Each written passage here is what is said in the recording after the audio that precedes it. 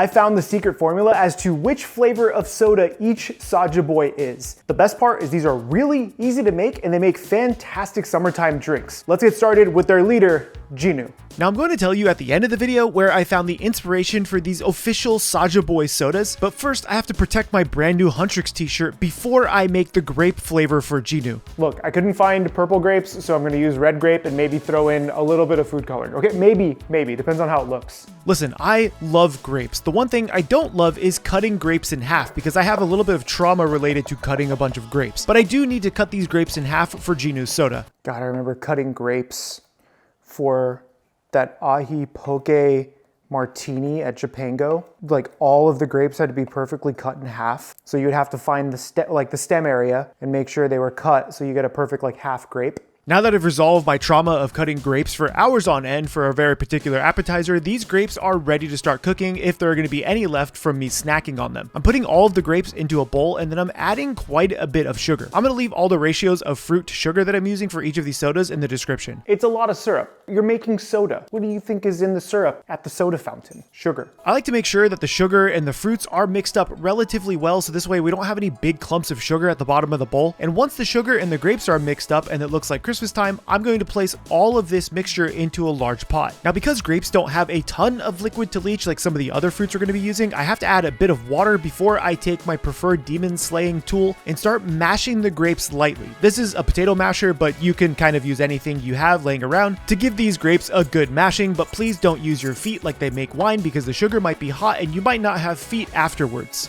I'm going to let this cook on the stove while I deal with the next flavor. I'm not exactly sure why Mystery Saja is blueberry. Maybe because of the color of his hair. Is he the one with the blue hair? Hold on, I have to check now. He is, right? Yeah, this guy. He does have blue hair, so they gave him blueberry. But what's interesting about blueberries is when they're cooked, they're actually more purple, and he kind of has like a purple shirt or something on, I think, during the chugging of the hot sauce competition, so that's probably why they went with blueberry, maybe? You know what I find interesting about these flavors is there isn't a ton of backstory around why these characters may have been this flavor other than aesthetic purposes. That's totally fine because from a marketing perspective, this does work. Now I'm using about 300 grams of blueberries with 100 grams of sugar and half a cup of water. I'm taking this mixture and placing it over the stove while I mash more of the grapes in the background, and then I bring the masher back over after washing it and start mashing the blueberries. The blueberries need a little more help because this pot wasn't that big, but once I have these nice and mashed, this is going to go hang out by the grapes. Now the next flavor is Romance Saja's strawberry soda. Strawberries are typically associated with things like romance and Valentine's Day, so I can see why they went with strawberry, but also Romance Saja has like a heart-shaped hairdo, so maybe that's also why they went with strawberries. I don't know, I'm just grasping at straws trying to make some really good strawberry soda. The strawberries do need to have their stems removed and then cut into smaller pieces before putting into a large bowl, and then I'm going to add quite a bit of sugar to this as well. Again, if you want any of the ratios for these sodas, I'll leave it in the description down below. Now, strawberries don't need any additional liquid because strawberries have a ton of liquid in them naturally. So when I'm making this, I don't need to add that additional liquid like I did for some of the other fruits. I'm placing these strawberries directly into a pot, adding a little bit of heat, then grabbing my demon weapon slaying of choice and mashing these just a bit. I don't want to break these down too much because they will break down further as they start to cook. I'm going to now let these hang out with the other two flavors we have ready. This next soda is a little bit of a weird one. Now the next one is mango soda, which is supposed to represent Abby, probably because each of his abs look like a mango. Listen, I actually think pineapple would have been a better flavor to represent Abby, but I'm not the official artist, so I'm just going to go with mango. However, I will say a pineapple soda is also very delicious and very easy to make. And with pineapple soda, you actually don't really need to cook it at all. So if you don't want to make a mango soda, you can use pineapple instead. But since I'm using mango that my neighbor gave me because the ones I bought weren't ripe and the one she had was perfect, I'm going to absolutely dome the seed of this mango to my face before proceeding to cut the rest of it. That's a good mango.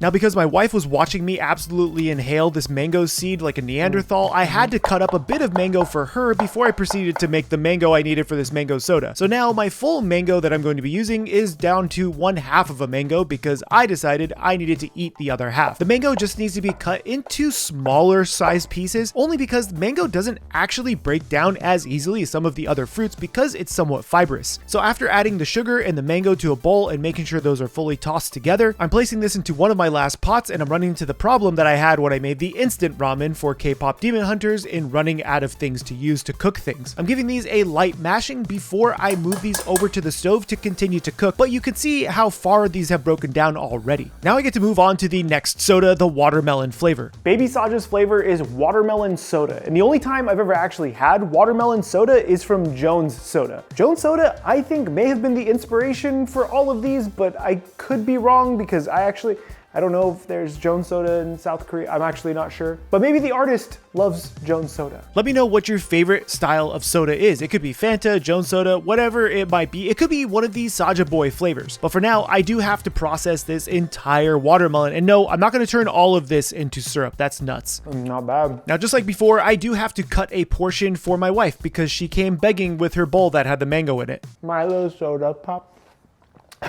It's very important to taste the fruit if you're making these syrups and these compotes.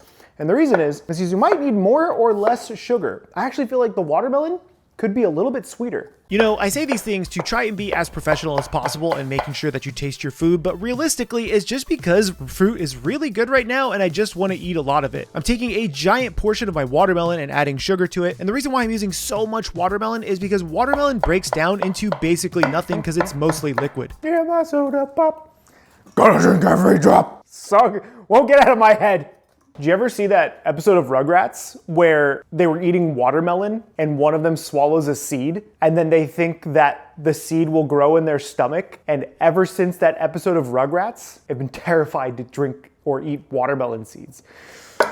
It's like it's just grow watermelon, be like an episode of Alien. Rugrats was real, man. These babies were terrifying looking. Now that I've gone over more childhood trauma, I'm going to place the watermelon and the sugar in one of my last remaining large pots to cook it down. And guys, I just want to apologize that Gandalf hasn't shown himself today because he doesn't care about fruit at all. And I think he's taking a nap. I don't even know. Oh my God, hold on.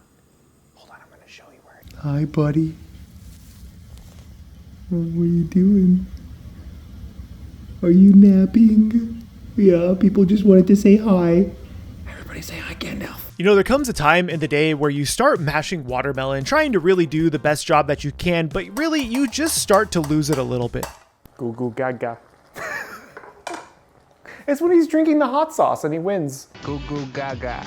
This is baby Saja's drink, so goo goo gaga. He says goo goo gaga. Yes, it's the best line in the movie. How many times have you watched it now? 13.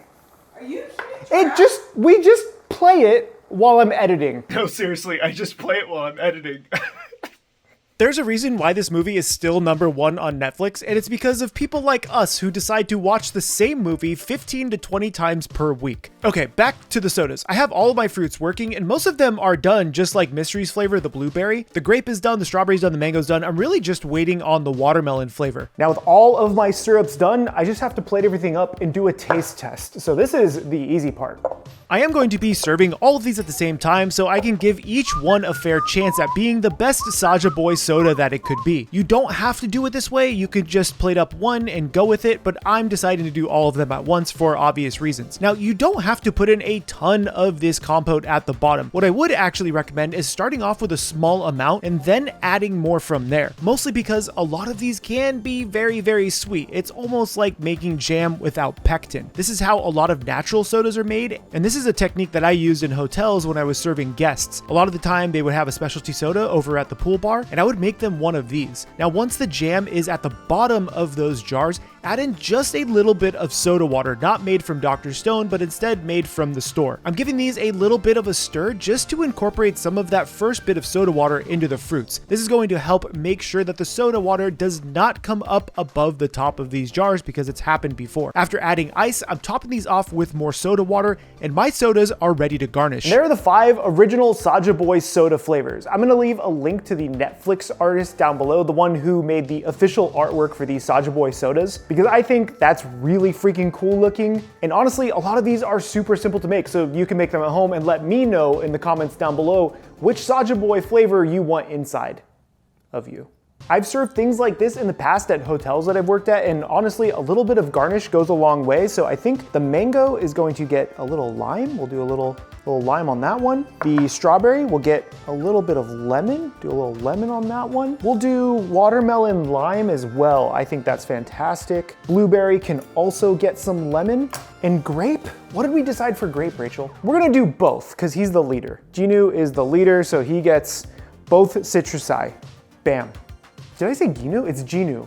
I was thinking of Ginyu Force, my bad. There's just one last thing I have to do before I taste test these, and that's to tell you about Cooking with Chaos and how I will be at Rose City Comic-Con this year in Portland to show off Cooking with Chaos. Cooking with Chaos is my brand new collection of 60 different modular recipe cards that you can mix and match to make brand new meals every single night, just like you would mix and match Pokemon cards to make your favorite Pokemon deck. Look, we even put gotta cook them all on the box because I wanted this on here and I wasn't going to make the box without it. And the cards themselves are based off of the 3 starter colors, red, blue, and green. We're all nerds here. It's okay. We're making K-pop Demon Hunter drinks. Cooking with Chaos comes with 20 different proteins, 20 different sauces, and 20 different sides that you can mix and match to make brand new meals, so this way dinner is never boring ever again. Not only that, but I included a D20 mechanic up here in the corner, so this way you can just roll a 20-sided die and let fate decide what you're making for dinner that night. But my favorite thing to do with Cooking with Chaos is actually meal prep, and that's because I included macronutrients on the back of every card, so this way you can plan out what meals you're gonna be making throughout the week. I've done this so many times and it's such a game changer. But here's the best part. Thanks to you guys and supporting Cooking with Chaos so far, I'm gonna be showcasing Cooking with Chaos for the first time in public at Rose City Comic-Con 2025. We'll have a booth where you can come by, say hi to me, and take a look at Cooking with Chaos. And maybe I'll have a few things up for grabs. This way you could take something home with you. But for those of you who can't come, I have another special surprise. Anyone who signs up for the cookingwithchaos.gg newsletter at the description down below will be given a chance of just getting a copy of Cooking with Chaos in the mail.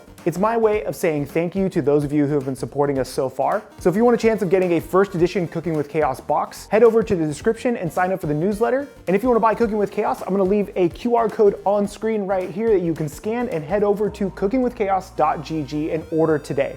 My goal is to make all 3 different Huntrix cards, Mira, Zoe, and Rumi, into Cooking with Chaos cards. So Netflix, if you're ever watching this, please let me do this. Now, without further ado, I want to taste test all of these because I actually have a secret 6th flavor that I haven't revealed to you yet. Now, the first one I'm going to try is the watermelon flavor. This thing is kind of chunky, it's kind of pretty looking, and judging by the flavor of the cooked watermelon, it actually kind of tastes like it has a little squash profile, which is very interesting and not something I was expecting. So I'm gonna squeeze a little bit of lime in here and give this a good old jug.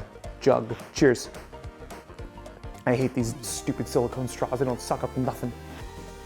As far as cooked watermelon goes, it tastes too close to squash to be a soda.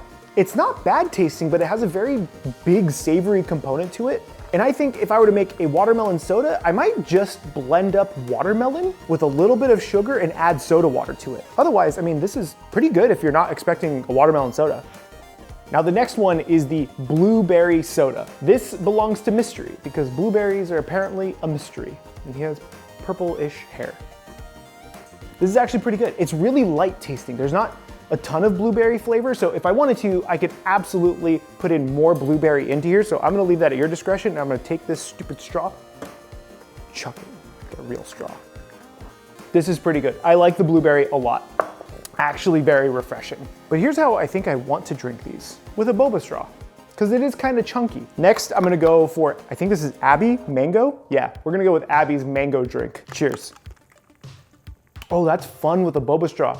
It's almost like drinking boba, especially with the mango, because the mango still has a lot of texture to it. This one is really good. The mango is really nice. And then finally, Romance Saja and the strawberry soda. Cheers. Oh, that's like drinking strawberry jam. Oh my God. This one is good, very sweet. I may have gone a little too hard on the sugar, but it's still really refreshing. And I think with more lemon, it'd be amazing. Now last but not least, I'm gonna put Ginu inside of me. We're gonna squeeze a little bit of lime into here. To all my Saja Boy fans out there, welcome to the pride. Cheers. Delicious. I didn't expect to like the grape one as much, but the grapes themselves have a fantastic flavor. However, if I wanted to be super extra, I should have peeled the grapes, which would have taken way too long, and I don't know if anybody would want to do that, and I don't know if straining them would be any good because then you lose a lot of the texture. I really like the texture in this. But I did promise a 6th flavor, a flavor to surpass all other flavors. None of the straws are even. This, my friend, is the Gima flavor. I'm gonna do this. Okay. No, let me do this. Let me live my life.